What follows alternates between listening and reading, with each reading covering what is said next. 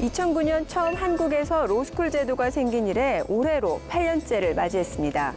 로스쿨은 1964년부터 50여 년간 시행되어 오던 사법시험 제도를 폐지하고 변화된 시대에 맞는 새로운 법조인 양성제도를 운영할 필요성이 요구되면서 국가사법제도 개혁의 일환으로 도입된 제도인데요. 로스쿨 제도처럼 오랜 기간 토론과 사회적 합의 과정을 거쳐 시행된 제도를 찾기 어려울 정도라고 합니다. 1995년 처음 논의된 이래 10년 이상의 긴 논의 과정을 거쳐 탄생한 로스쿨 제도, 실제로는 어떤 모습으로 이뤄지고 있을까요? 로스쿨 제도는 다양한 이력을 가진 전문가들을 법학전문대학원으로 불러들이는 효과를 일으켰습니다. 고등학교 때까지 프로복서로 활약했던 이형석 씨. 그런 그가 어떻게 법학전문대학원 로스쿨에 오게 되었을까요? 운동을 그만하고 그만두게 되고 대학을 갔을 때부터 제가 어떤 체육계에서 뭔가 할 수 있는 역할을 찾고 싶었어요. 근데 그게 대부분 다 간접적인 역할에 그치는 것 같았고, 그러면서 찾게 된 게 법적인 대응, 법적인 이런 무기들을 갖출 수 있는 역할을 하면은 좋겠다라고 생각을 했고, 그래서 로스쿨에 진학을 해서 변호사가 되게 되면은 제가 조금 더 그 체육계의 문제, 병폐들을 해결할 수 있는 좀 더 직접적인 역할을 할 수 있다라는 생각을 하게 되었고, 그래서 로스쿨에 진학하겠다는 생각을 했었습니다. 형석 씨가 생각하는 법조인으로서의 꿈은 명확합니다. 본인이 직접 경험했던 스포츠 분야의 전문 법조인이 되는 것. 법학전문대학원에서 공부를 하면서 체력 관리도 중요해진 탓에 대학교 때는 하지 않았던 복싱도 다시 시작하게 됐습니다. 많이 힘들긴 한데 그래도 그 힘든 것 이상으로 재미가 있습니다. 서로 경쟁을 하고 다른 선수와 부딪히고 그 과정에서도 서로 죽일 듯이 싸웠다가도 끝나고 나면은 서로 누구보다 친한 친구가 될 수 있고, 그런 복싱의 매력이 저는 너무 좋아서 복싱을 계속하게 되는 것 같습니다. 형석 씨처럼 특정 분야의 전문적인 경험을 가지고 있는 변호사를 양성하는 것은 한국 로스쿨이 지향하는 중요한 목표 중 하나입니다. 대학교에서 다양한 분야의 지식을 습득한 전공자들을 전문 식견을 갖춘 법조인으로 키워나가겠다는 것이죠. 운동을 할 때나 또 그냥 같이 생활을 하거나 공부하러 도서관 가거나 할 때 모습 보면 그냥 현실에 안주하는 모습은 진짜 아니고 항상 열심히 선후배들 챙겨주고 그런 모습이 많이 좀 귀감이 많이 되는 것 같아요. 현재 형석 씨는 공부에 몰두하기 위해 집에서 나와 홀로 숙식을 해결하고 있었는데요.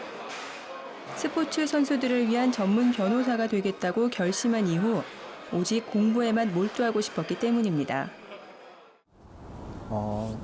처음에는 되게 많이 어려웠어요. 일단 양 자체가 워낙에 방대하고 그것을 공부하는 방법도 모르고, 그리고 공부한 것들을 실제로 그 답안지에 현출하는 방법도 모르고요. 그래서 처음에는 그냥 일단 달달 외우겠다는 생각으로 시작을 했는데, 그 많은 양들을 하나하나 다 외우려고 하다 보니까 턱도 없이 모자르더라고요. 그래서 그런 부분들이 처음에는 많이 힘들었고, 강약을 조절할 수 없었던 것들이 힘들었던 것 같아요. 사실 이 계약이라는 것은 오늘날 자본주의 사회에서는 가장 기본이 되는 법률 전문대학원의 학과 과정은 법학 전공자들에겐 익숙하지만 비법학 전공자들에겐 공부 방식부터가 달랐다고 합니다. 이 때문에 처음엔 비법학과 전공자인 형석 씨는 많은 시행착오를 겪어야 했죠. 하지만 이 과정을 마치고 형석 씨가 변호사로 활동하게 된다면 그때는 오히려 법학 전공 친구들과 달리 다른 분야를 공부한 것이 장점으로 부각될 겁니다.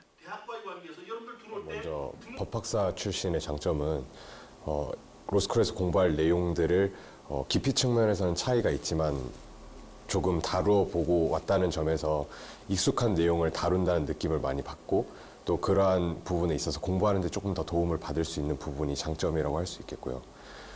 비법 학사 출신으로서 로스쿨 오시는 분들의 장점은 제가 정말 놀라운 부분인데 다양한 시각에서 어떠한 법률이나 특정한 사건들을 바라볼 수 있다는 점에서 그런 부분이 굉장히 장점으로 작용하는 것 같습니다. 대학에서 다양한 전공을 한 사람들이 이 로스쿨을 통해 갖고 변호사로 진출할 수가 있습니다. 즉 입학할 때 어떤 전공에 대해 갖고 제한을 가하지 않기 때문에 다양한 분야의 그런 변호사들, 법적 전문가들이 나타날 수 있다는 것이죠. 법조인이 되기 위한 과정은 쉽지 않습니다. 기본 지식이 탄탄하지 않으면 좋은 법조인이 될 수 없고 애초에 변호사 시험에도 합격하기 어렵죠. 그렇기 때문에 법조인을 꿈꾼다면 하루 중 대부분의 시간을 공부로 채워야 합니다. 다른 선택은 없습니다. 형석 씨의 꿈은 단순히 변호사가 되겠다는 것이 아닌 스포츠 선수들을 위한 전문 변호사가 되겠다는 것인데요. 처음 변호사가 되겠다고 결심했던 순간부터 목표한 바가 뚜렷했기 때문에 공부를 게을리할 수 없습니다.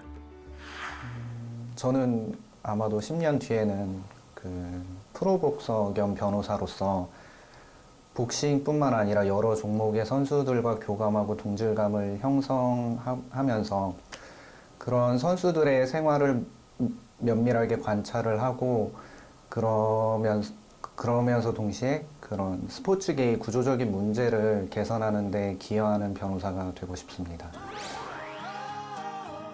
형석 씨가 프로복서로 활동하면서 느꼈던 경험들을 토대로 스포츠계의 구조적인 문제까지 해결하는 스포츠 전문 변호사로 성공하기를 기원합니다.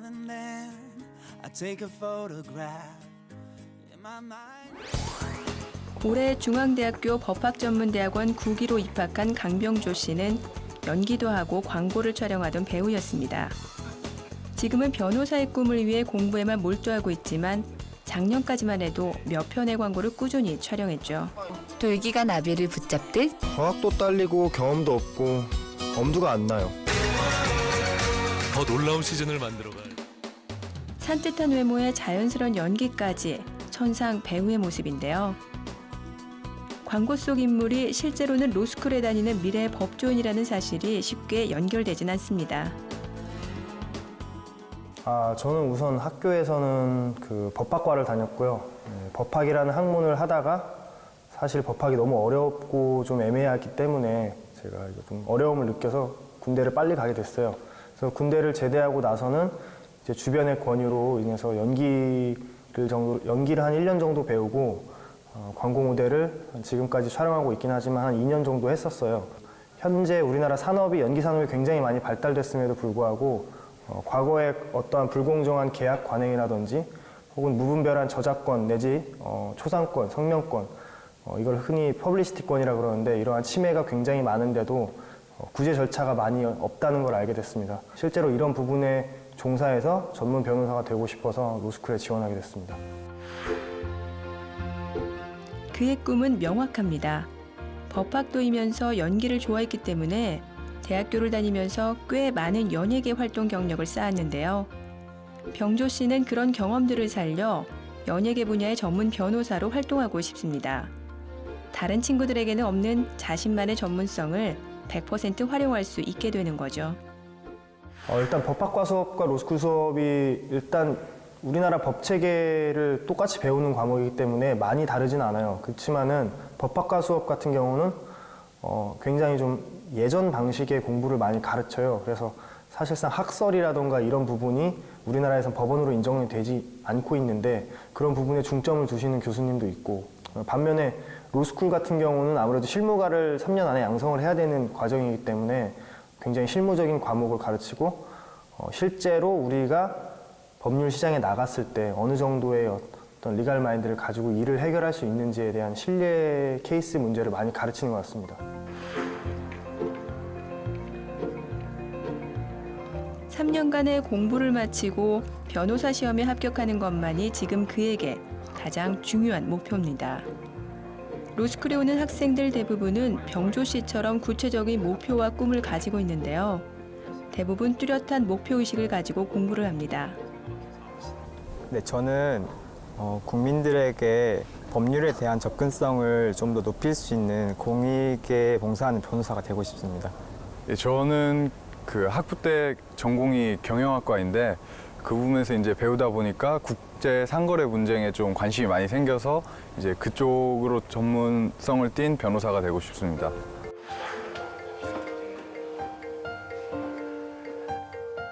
꿈을 이룰 수 있는 1차적인 단계가 바로 변호사 시험에 합격하는 것이기 때문에 지금 병조 씨가 할 수 있는 최고의 노력은 하나밖에 없습니다. 책상 앞에 앉아 있는 시간을 늘리는 것. 공부하고 공부하는 방법만이 변호사 시험에서도 변호사가 되어서도 병조 씨의 자양분이 될 겁니다. 저 같은 경우는 법학은 예습보다는 복습이 정말 중요한 학문이라고 생각을 합니다. 그래서 항상 하루 일과를 마치고 나서 오늘 내가 배웠던 내용이 무엇인지 한번 머릿속에 그려보고 어떠한 법률 요건들을 생각을 떠올려 보면서 사례집 같은 경우를 너무 꼼꼼히 보지 말고 그냥 소설책 읽듯이 오늘 내가 이 정도 배웠구나 매일매일 곱씹어보는 연습을 하고 있습니다.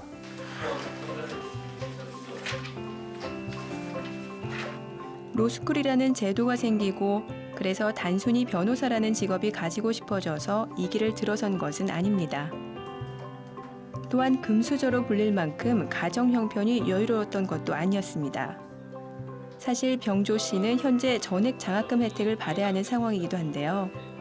꿈이 있었기 때문에 도전했고 로스쿨에 진학해 공부를 할 수 있게 된 것이죠.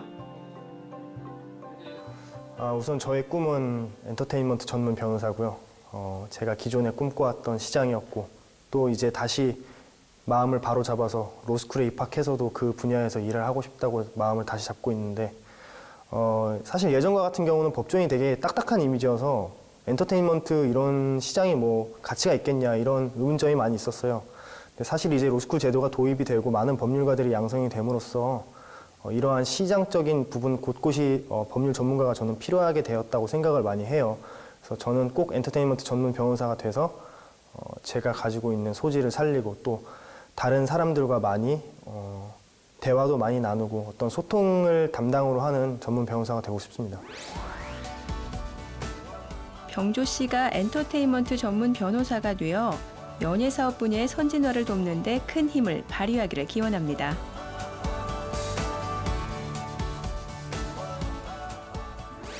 로스쿨은 일부에서 제기하고 있는 몇 가지 문제점에도 불구하고 짧은 시행 기간 동안 많은 성과를 이뤄냈습니다. 먼저 법조인 양성의 다양성이 두드러집니다.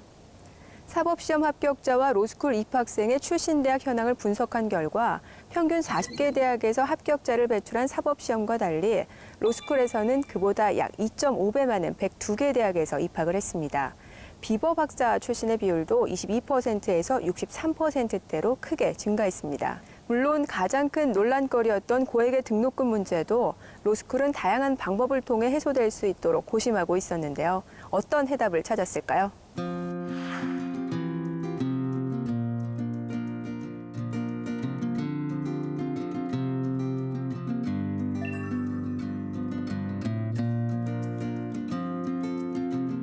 사람들이 로스쿨을 두 팔 벌려 환영하지 못하는 가장 큰 이유는 비싼 등록금에 있는데요.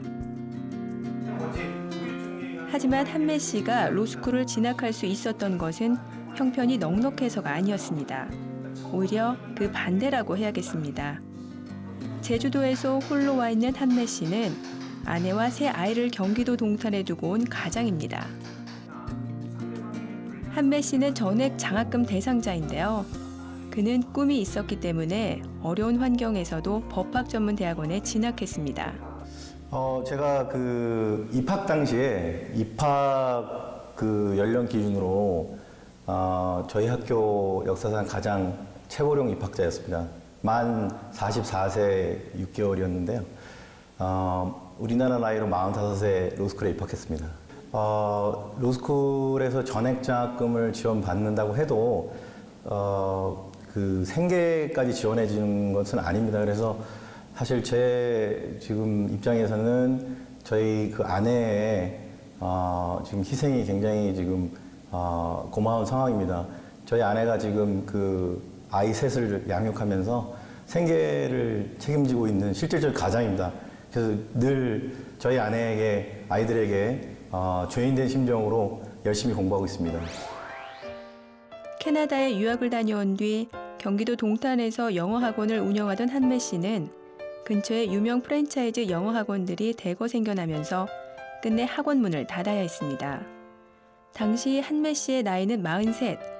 아직 아이들은 어렸고 경제적으로 크게 어려워지면서 집안에 빨간 압류 딱지도 2번이나 붙어야 했는데 그때 한매 씨의 눈에 띈 것이 로스쿨이었습니다.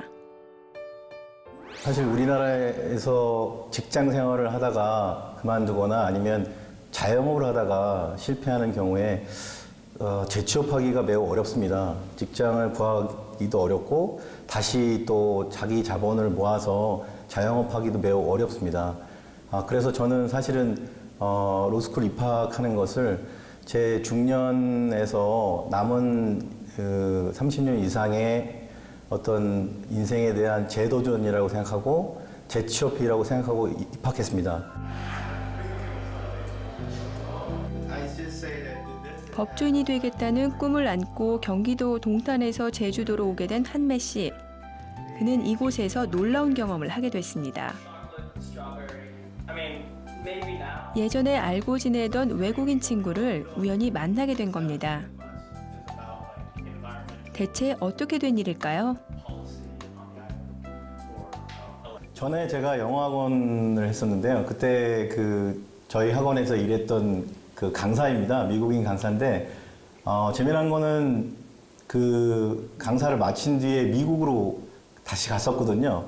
근데 제가 로스쿨 입학해서 제주도에 와서 이 친구를 우연히 캠퍼스에서 다시 만나서 너무나 깜짝 놀랐었습니다. 그때 서로 마주보고서 한동안 말을 못했던 그런 기억이 있는데 정말 영어로 하면 small world라고 하죠. 그 진짜 세상이 좁더라고요. Well, in Korean education, law school is similar to this. There's a big focus on the test, or in this case, the bar exam, and it seems to be only focused on the bar exam, which is really difficult in Korea. It's like 50% pass or fail.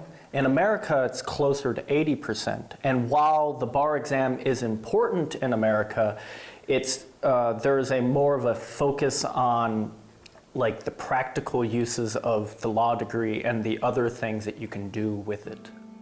변호사 합격률이 높은 미국에서는 합격을 위한 공부가 아닌 실제 재판을 하는 데 필요한 실용적인 공부에 중점을 두고 있었습니다.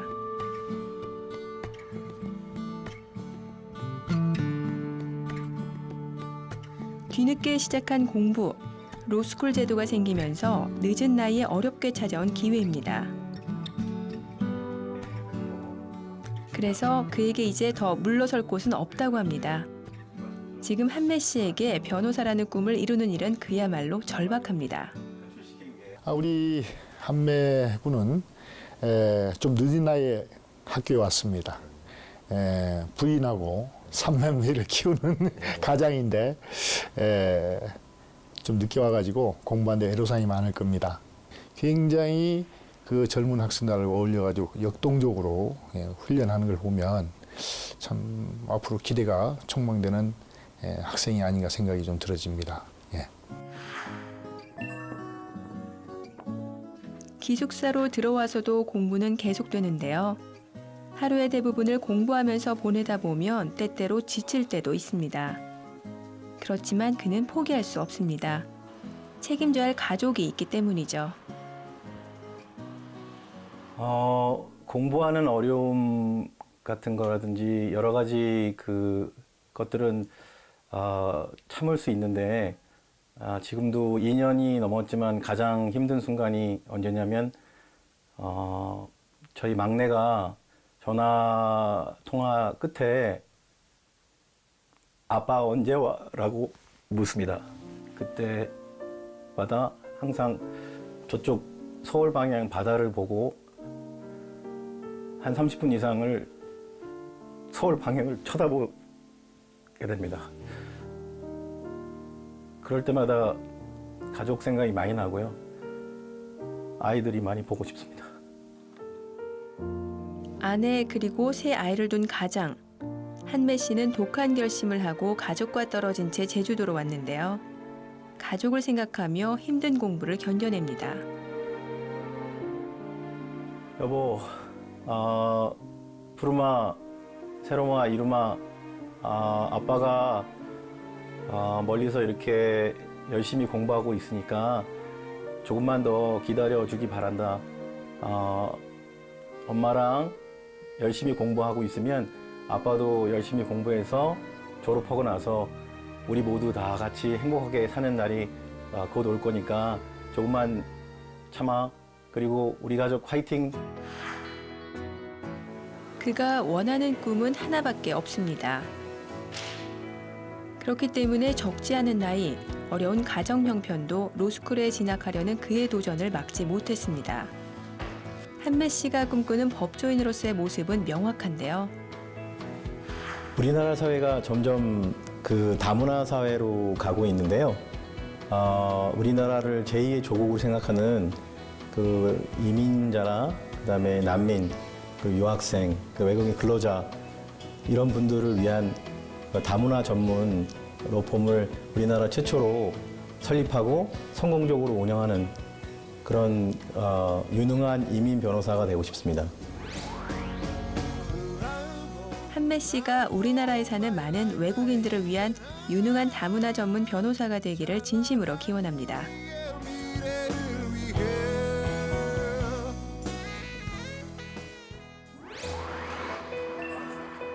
2015년 법학전문대학원 7기로 입학한 85년생 규현 씨의 삶도 치열했습니다. 그 역시 장학금 혜택을 받지 못했더라면 법학전문대학원에 진학하는 일은 쉽지 않았을 겁니다. 올해 33살의 김규현 씨는 8개월 된 아이의 아빠로 한 가족의 가장인데요.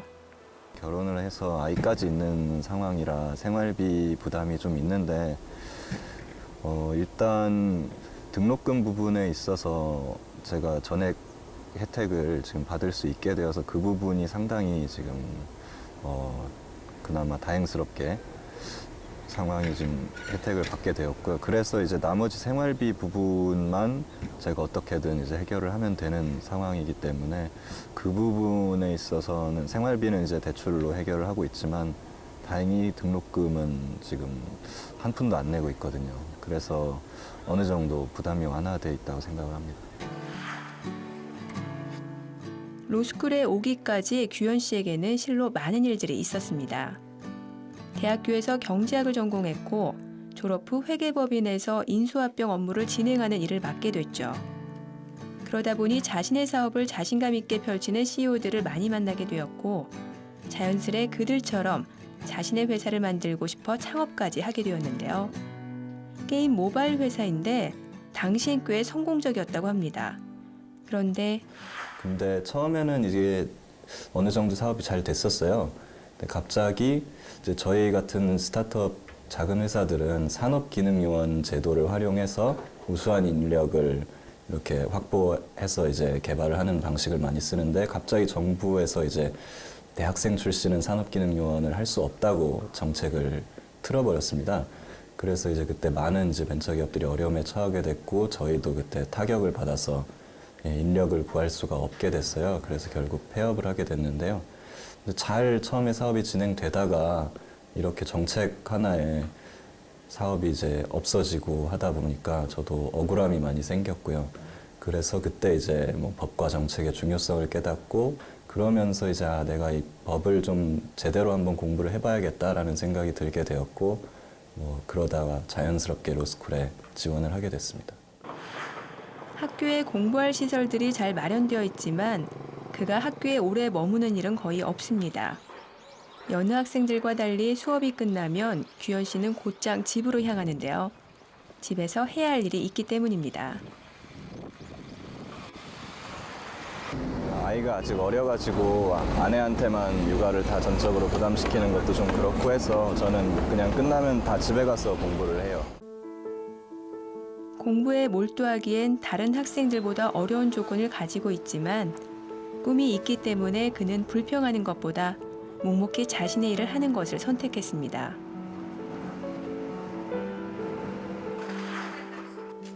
가장이라는 책임감 때문에 힘들지 않느냐고 하지만 그의 생각은 다릅니다. 가족이 힘이 됩니다. 제가 여기서 공부를 합니다.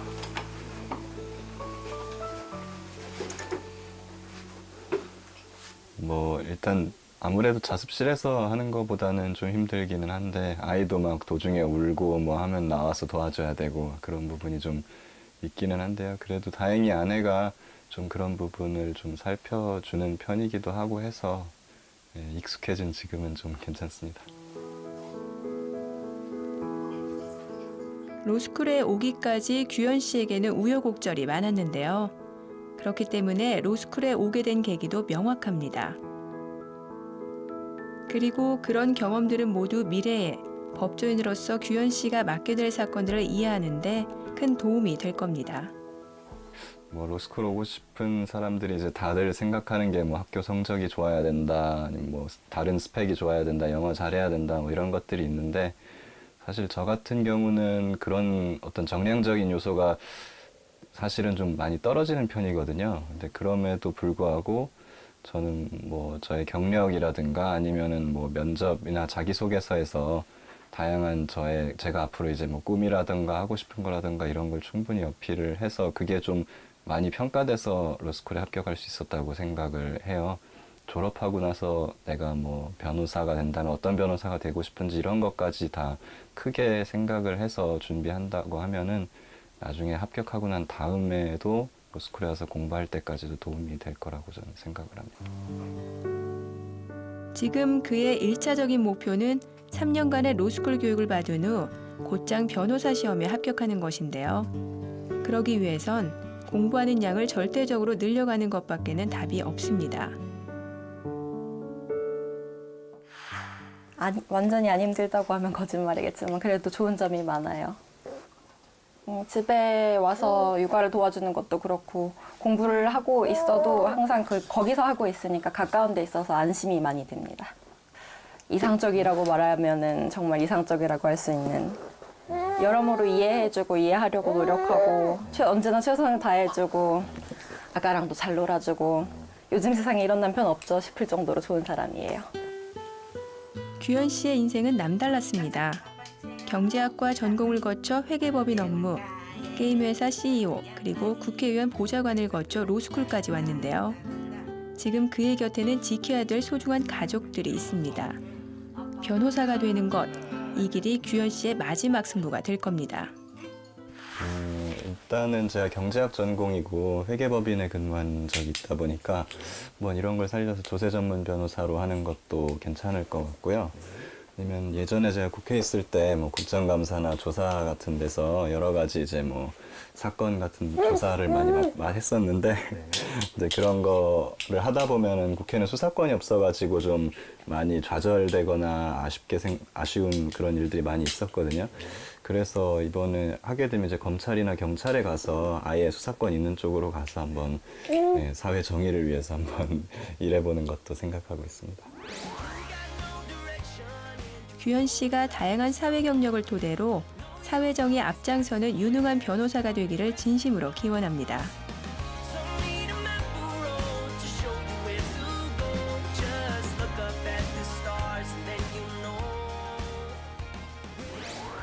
고액의 등록금 때문에 소위 금수저가 아니면 로스쿨에서 공부하기 어렵다라는 사회적인 인식이 높습니다. 실제로 로스쿨에서 공부하려면 많은 비용이 발생하기도 합니다.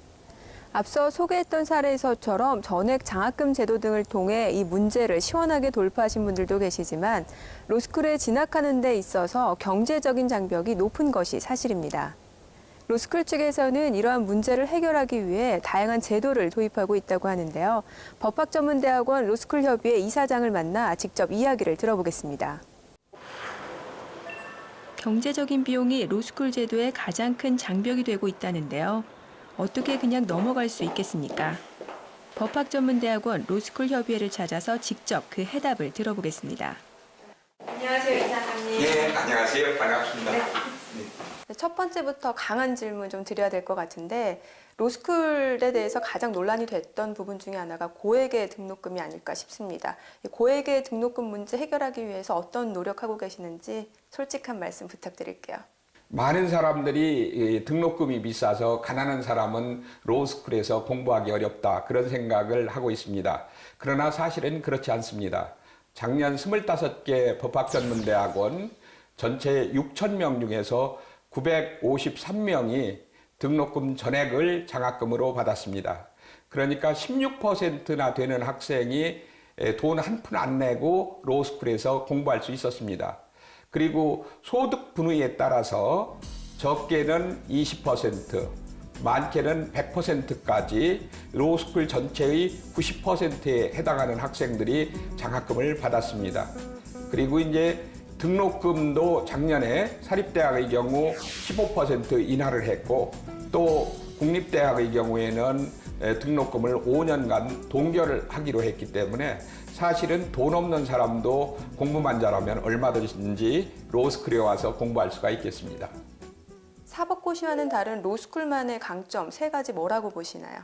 첫째, 로스쿨의 경우에는 전공이라든가 또는 성적에 관계없이 시험만 보면 합격하는 것이 아니라 다양한 전공을 이수하고 학교 공부를 제대로 한 학생들이 입학할 수 있고요. 그 다음에 다양한 자격증을 소지한 사람들도 로스쿨에 와서 공부를 해서 법조인이 되기 때문에 각 분야의 전문적인 전문가들이 법조 인력으로 배출되고 있습니다.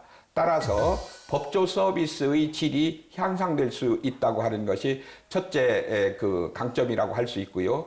두 번째로는 로스쿨의 경우에 교육을 통한 법조인 양성입니다. 사법시험 제도 하에서는 성적이나 전공에 관계없이 시험만 합격하면 법조인이 될 수 있었기 때문에 학교 공부를 등한시하고 오로지 고시 공부에만 매진을 했기 때문에 학교 교육의 파행을 가져왔습니다마는 로스쿨에서는 학점을 제대로 따고 공부를 제대로 해야만이 성적을 받을 수 있고 또 나가서 변호사 시험을 치를 수 있는 자격이 부여됩니다. 그렇기 때문에 로스쿨은 학교 교육의 정상화를 또 이루었다고 할 수 있습니다. 셋째로 로스쿨은 교육을 통한 법조인 양성을 모토로 하고 있습니다.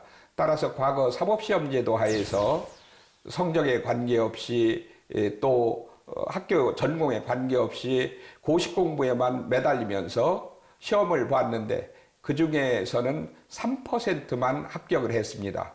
그 결과 아주 우수한 인력이 그 3%에 들지 못하면 계속 공부를 해야만 했습니다. 그러니까 우수한 국가 인재들이 시험에 매달리다 보니 젊은 청춘을 다 바쳐도 합격하지 못하는 경우가 비일비재했고 이를 고시낭인이라고 해서 사회적으로 문제적이 있습니다만은 이런 문제가 로스쿨을 통해서 해결이 되었다고 생각합니다. 다양성과 전문성을 확장하자는 로스쿨 제도의 목적대로 실제로 로스쿨 출신 변호사들은 법조계에 진출해 각 분야에서 재능을 펼쳐나가고 있습니다. 이화여자대학교 법학전문대학원 2학년 김현진 학생에게 있어 도전이란 단어는 낯선 게 아닙니다. 아버지 직장으로 인해 초등학교 6학년 때 미국으로 떠났던 그때도 어린 그녀에게는 큰 도전이었죠. 그리고 미국 로스쿨에 합격하고 돌연 한국행을 결심한 것도 또 하나의 도전이 됐습니다.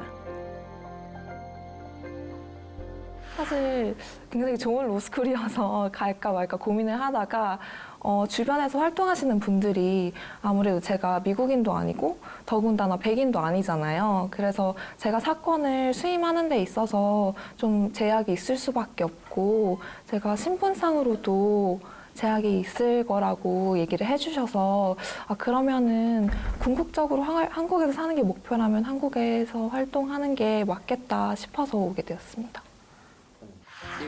한국 로스쿨이 그녀에게 기대하는 것은 한국 법률 시장의 미래입니다. 국제화에 맞춰 한국의 법률 시장 규모가 넓어지고 국제 문제를 다투는 일에서 중재가 필요할 때 한국의 변호사들 역시 해외 정세에 대한 이해와 유창한 영어가 뒷받침되지 않으면 경쟁에서 살아남기 힘든데요. 국제화에 맞춘 인재 양성 역시 로스쿨이라는 제도 아래서 꿈꿀 수 있습니다. 꿈도 영어로 꾸고 한국어로 공부를 한다는 건 정말 상상도 못했거든요. 그래서 처음 한국 로스쿨에 오기로 마음 먹고 처음 리트 문제를 딱 살펴봤을 때 지문을 읽는데 그 이해가 하나도 안 되는 거예요. 정말 아 이건 글씨구나라는 생각밖에 안 들었거든요. 그래서 그게 제일 어려웠던 것 같고 교재를 가지고 혼자서 씨름하는 공부가 힘들어지면 공부 방법을 달리하거나 장소를 변경하기도 하는데요. 책으로 공부했던 내용의 실제 사례를 인터넷을 활용해 찾아보고 적합한 예시를 만들어 보는 것도 공부에 큰 도움이 됩니다. 이렇게 문서로 정리해 놓고 나면 훨씬 더 효율적으로 공부 내용을 기억할 수 있는데요. 매일 하루 일과가 공부하는 것의 연속이기 때문에 지치지 않도록 스스로를 잘 관리해야만 합니다. 공부만 생각하면 힘들기는 한데 그래도 로스쿨에 들어와서 되게 다양한 경력과 그리고 다양한 배경을 가진 친구들을 많이 만나서 매일 되게 즐겁게 생활을 하고 있거든요. 그리고 제가 법 공부를 워낙 하고 싶기도 했고 그래서 제가 하고 싶은 공부를 사실 오로지 공부에만 집중할 수 있다는 게 굉장히 오히려 감사한 일인 것 같아요. 책상 앞에서 하루 종일 씨름하며 공부할 때도 있지만 현진 씨는 단순히 공부에만 매달리기보다는 실제 재판에 가까운 실용적인 지식과 경험을 쌓으려고 노력하는 편입니다. 모의 국제 중재 대회 준비하고 있는데 이번 주말에 서울대에서 한번 열리고 그다음에 더 홍콩에서 3월 말에 좀 더 큰 규모의 대회가 열려요. 사실 공부를 하다 보면은 매일 그 일상이 너무 바쁘다 보니까 제가 궁극적으로 여기에 어떤 목표를 가지고 왔는지는 잊어버린 채로 그 일상적인 그 공부에 되게 매몰되는 경우가 많아요. 그래서 이런 대회에 출전함으로써 제가 원래 이루고자 했던 꿈에 대해서 스스로 좀 환기시키는 기회가 될 수 있을 것 같아서 출전하게 됐습니다. 일단 그게 외국에서 살다 온 건지 살다 와서 그런 건지 아니면은 원래 현진 성격인 건지 그건 잘 모르겠지만 되게 모든 것에 많이 열려 있는 성격이고 그리고 되게 성격도 밝아서 정말 지내기에 정말 편하고 좋은 친구입니다. So, although the proof of payment is something that is eventually required by CMC-CBC, was initiated. 뚜렷한 꿈과 목표의식, 로스쿨에서 공부하는 학생들의 꿈은 하나같이 구체적인데요. 저마다 이루고 싶은 꿈을 위해 힘든 도전을 마다하지 않습니다. 36살에는 국내에서는 그래도 어느 정도 인정받는 국제중재 전문 변호사가 되었으면 해요. 저의 그런 외국에서의 경험이나 그리고 로스쿨에서 배운 경험 그리고 그때까지 실무 경력을 바탕으로 다양한 국제 중재에 참여하면서 활약하고 싶습니다. 현진 씨가 국제적인 감각을 살려 우리나라를 위한 유능한 국제 중재 전문 변호사가 되기를 진심으로 기원합니다.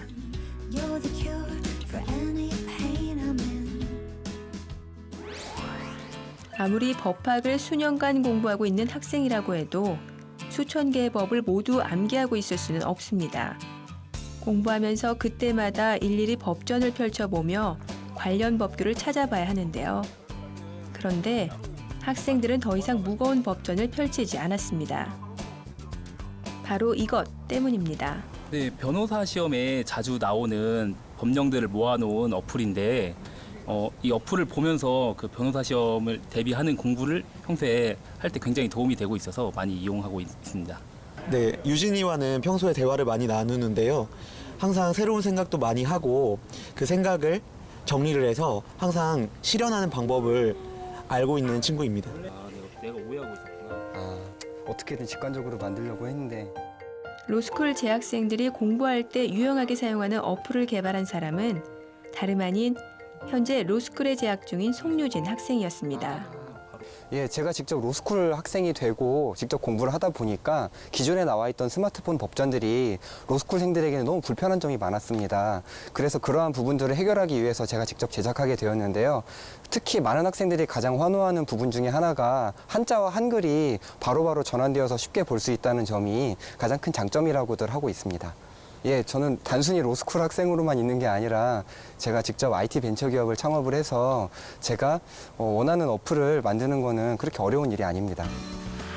어플을 개발해서 주목받은 유진 씨는 2015년에 로스쿨에 입학한 재학생이기도 하지만 IT 관련 벤처기업을 창업한 CEO이기도 합니다. 유진 씨는 대학교에서 신학을 전공했지만 IT 쪽에도 관심이 많아서 대학교 때 정보통신 분야의 수업을 들어왔고 창업까지 하게 됐는데요. 2010년에 유진 씨가 창업한 이 회사는 현재 직원 7명을 두고 있으며 지금까지 큰 문제 없이 운영되고 있습니다. 저희 대표님은 생각보다 좀 자상한 편이세요. 말할 때 좀 냉철하게 하시는 부분도 있지만 가끔씩 이제 아침에 커피도 직접 내려주시고 또 회의할 때 아이디어나 이런 것들도 되게 많으셔서 마케터를 하는 입장으로서 좀 아이디어 부분에서 도움도 많이 얻는 편입니다.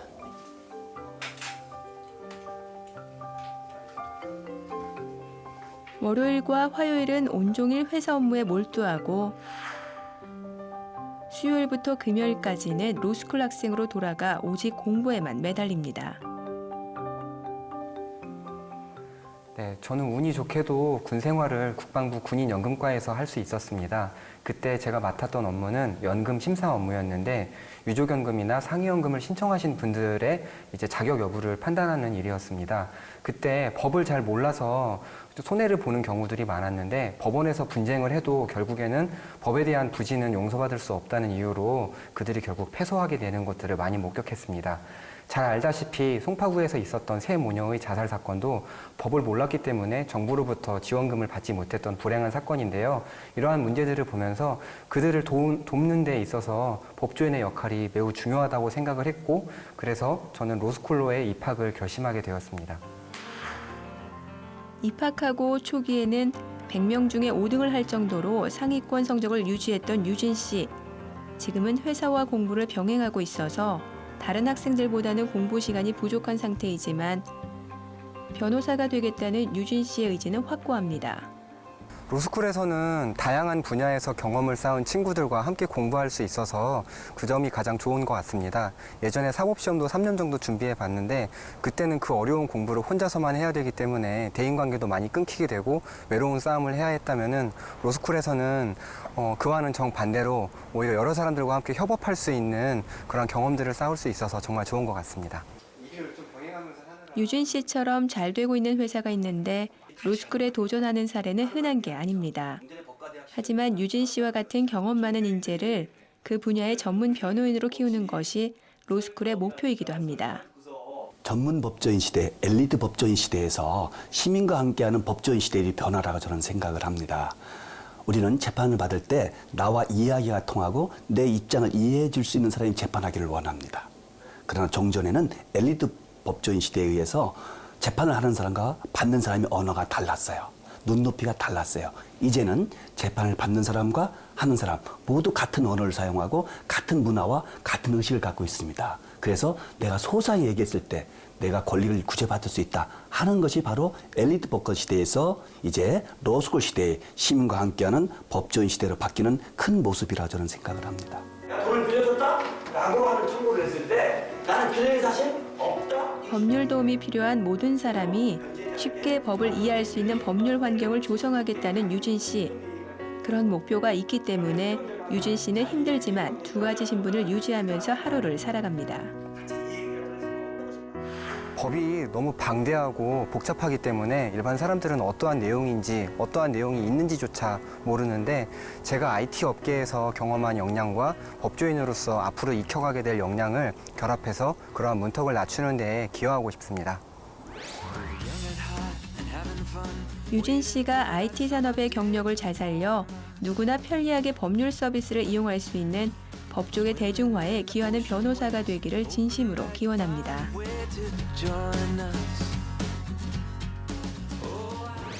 매년 변호사 시험 합격자 수는 1,500명. 로스쿨 3년 과정을 이수해야 변호사 시험을 볼 수 있는 자격이 주어지기 때문에 현재까지 로스쿨 제도를 통해 배출된 변호사는 약 9,000명에 달합니다. 3년간의 전문 법률 교육을 통해 경쟁력을 갖춘 다양한 인재들을 양성시킨다는 로스쿨 취지대로 과연 로스쿨 출신 변호사들은 활약을 펼치고 있을까요? 로스쿨 3년을 공부하고 변호사 시험을 통과하면 비로소 법조인의 자격을 얻게 되는데요. 많은 로스쿨 재학생들은 그 후에 대형 로펌에서 활약을 펼칠 수 있기를 꿈꿉니다. 대한민국 4대 로펌이라 불리는 곳에서 근무하는 정성원 변호사는 한양대 로스쿨 5기 출신입니다. 로스쿨 과정을 따라서 공부하는 것 외에 대형 로펌에 들어가기 위해서 추가적으로 많은 노력이 필요한 건 아닌 것 같습니다. 로스쿨 같은 경우는 학기 중에는 공부를 하고 학기와 학기 사이에 있는 방학 기간에는 로펌, 검찰, 법원, 국가기관 등에서 실무 수업을 많이 하는데요. 저 같은 경우는 2학년 1학기 때 지금의 저희 법인에서 설명회를 왔고 그 설명회를 보고 나서 이제 이력서를 내서 2학년 여름방학 기간 동안 실무수습을 했습니다. 실무수습하면서 실제로 변호사들이 어떻게 일하는지도 볼 수 있고 좋은 말씀도 많이 듣는 좋은 기회였는데요. 운 좋게 그때 경험을 바탕으로 취업이 됐습니다. 사범대학에서 교육공학을 전공하던 그가 로스쿨에 오게 된 계기는 실제 그의 삶에서 법적 분쟁을 다투는 일을 경험했기 때문인데요. 저는 졸업 후에 행정고시 준비를 했었는데요. 고시 공부하는 중간에 저희 집안에 법적인 분쟁이 좀 있었습니다. 저는 그때 잠깐 공부를 멈추고 법대 도서관에서 이제 법학서적들을 보면서 그 문제에 대해서 나름대로 공부를 했었는데요. 집안 가족들은 좀 포기하는 생각이 많이 있었는데 막상 법학서적을 보고 공부를 해보니까 이거는 한번 다퉈볼만 하겠다라는 생각이 들어가지고 가족들을 설득을 해서 제가 먼저 가처분을 하게 됐습니다. 법이 우리 삶에 굉장히 밀접한 연관이 있다라는 생각을 하게 되어서 이 사건을 계기로 로스쿨 진학을 결심하게 되었습니다. 지금은 당당히 변호사라는 꿈을 이뤄냈지만 로스쿨 제도가 없었더라면 그가 선뜻 변호사라는 직업을 꿈꾸기란 어려웠을 겁니다. 행정고시 생활을 접고 로스쿨에 진학을 해서 가장 좋았던 거는 일단 혼자 공부하는 게 아니라 동기들과 함께 공부를 한다는 점, 그리고 이미 짜여져 있는 교육 과정을 동기들과 함께 따라가다 보면은 꽤 높은 확률로 변호사가 될 수 있다라는 그 안정감이 심정적으로도 그리고 이제 실제로 갖춰진 제도 측면에서도 굉장히 큰 장점이라고 생각합니다. 시간의 근로수당에 대해서 정성환 변호사는 현재 로펌 노동팀에서 기업의 인사노무와 관련된 업무를 수행하고 있는데요. 학부 재학 당시 기업의 인재개발원에서 인턴 근무를 할 만큼 HR 분야에 관심이 있었고 어느 조직이든 인사노무에 관한 분쟁은 끊이지 않을 것이라는 생각이 들어 노동법 분야를 선택하게 됐습니다. 많은 업무와 그다음에 고객의 요구에 맞춰서 짧은 시간 내에 일을 해야 되는 이중의 어려움을 많이 겪고 있는데요. 그 와중에서도 정성환 변호사는 항상 웃으면서 맡은 일을 제 시간에 해내고 그러면서도 더 가르쳐 달라고 하는 그런 스타일입니다. 그래서 저는 그런 모습이 가장 큰 강점이라고 생각합니다. 현재 정성환 변호사와 같은 로펌에서 근무하는 로스쿨 출신 변호사는 총 82명인데요. 로펌에 근무 중인 전체 변호사 중 약 20%에 가까운 수치로 앞으로도 계속 로스쿨 출신 변호사의 수는 증가할 것으로 예상됩니다. 로스쿨 제도 도입 6년 만에 이뤄낸 정말 놀라운 성과죠. 정성환 변호사는 밝고 긍정적인 사람입니다. 보는 사람들한테 신뢰감을 주지요. 항상 성실하시고 젠틀하시고 밝으신 세종의 마스코트 같으신 분입니다. 제가 생각하기에는 변호사로서 출신이나 배경보다는 능력과 열정이 중요하다고 생각하는데 그런 점에서 정성환 변호사는 제가 선배지만 상당히 배울 점이 많은 그런 사람이라고 생각합니다. 로스쿨 출신의 변호사들이 현역에서 활약하는 모습을 보여주는 것이야말로 새로 도입된 로스쿨 제도의 의미를 말해줍니다.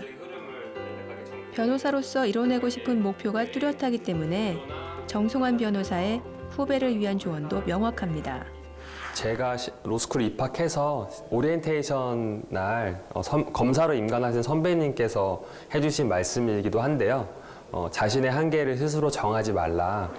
저는 그 말을 듣고 그 말을 책상에다 붙여놓고 3년 내내 공부를 했던 기억이 있습니다.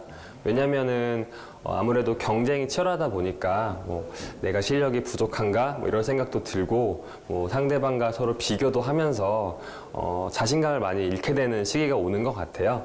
그래도 내가 나를 믿어줘야 내가 더 성장할 수 있다는 생각이 있으니까 후배 여러분들도 스스로 자신의 한계를 짓지 말고 열심히 노력하시길 바랍니다.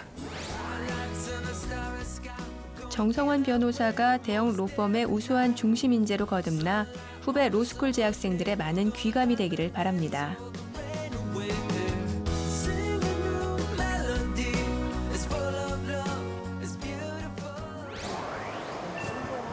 로스쿨 출신 변호사로 또 다른 활약을 펼치고 있는 변호사가 있습니다. 바로 인천 서부경찰서의 김별다비 변호사인데요. 네.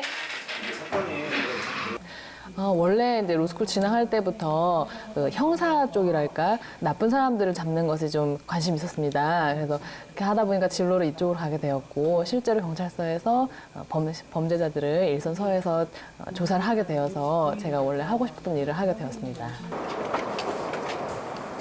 현재 경찰이자 변호사로서 당당히 활약을 펼치고 있는 김별다비 변호사. 그런데 원래 그녀의 꿈은 다른 곳에 있었다고 합니다.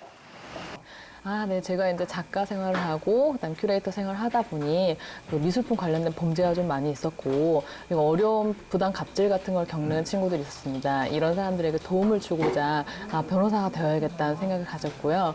그리고 실제로 하다 보니까 해외에서도 미술품 관련 범죄 전문 변호사들이 있더라고요. 그래서 이쪽 길을 한번 선택하게 되었습니다.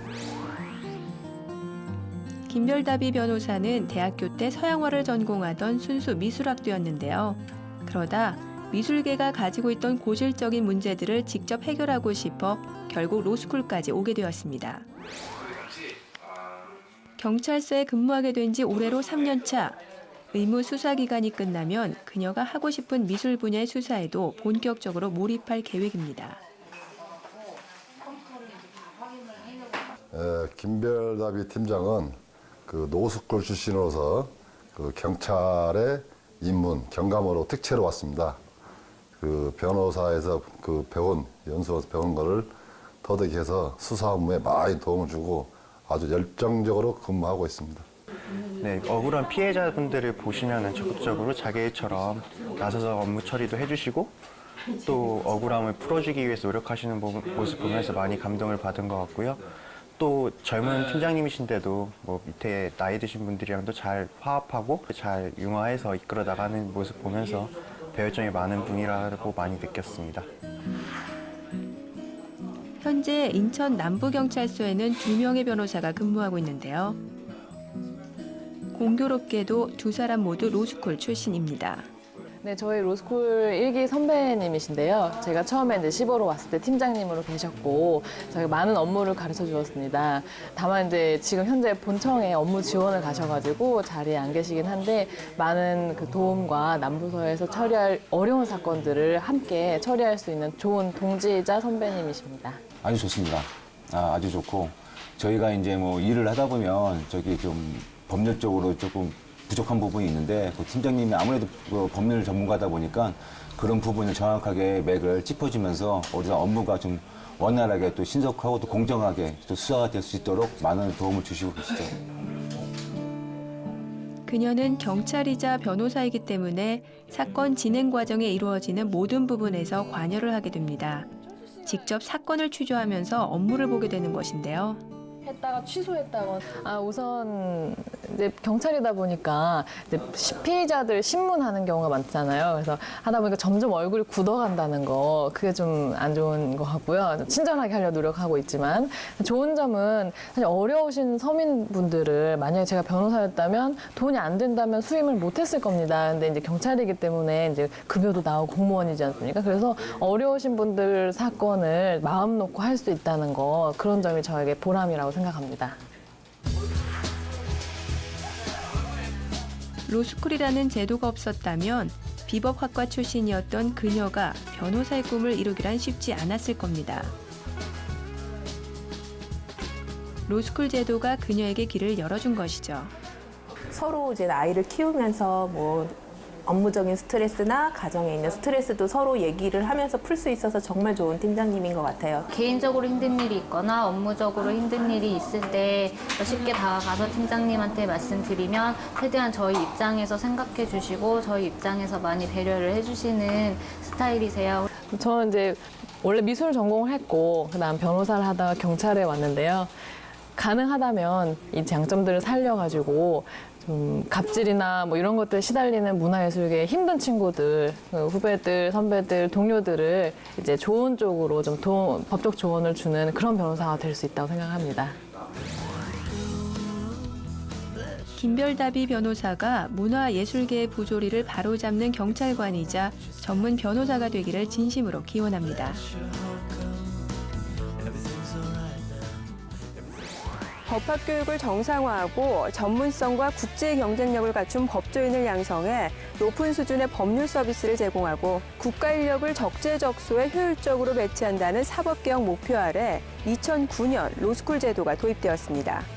로스쿨은 8년이라는 기간 동안 실제로 많은 성과들을 이뤄냈으며 법조인이 되는 길은 달라졌습니다.